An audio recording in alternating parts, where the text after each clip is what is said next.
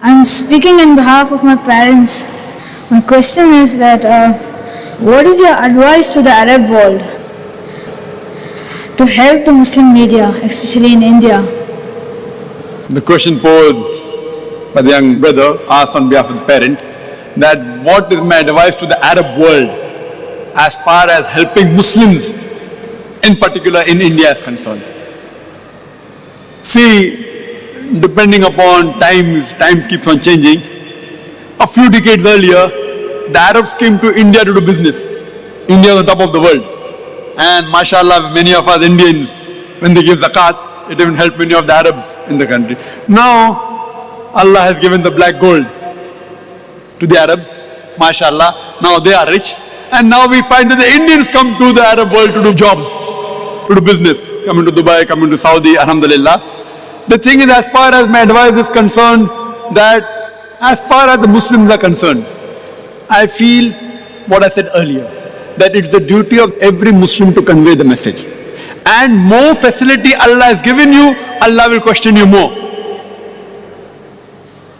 On the day of judgment will be asked, the wealth Allah gave you, what have you done with it? So my advice is, the more facility Allah has given you, Allah has made you the torch bearers, has given you the black gold. So you have to utilize this for the spread of Islam.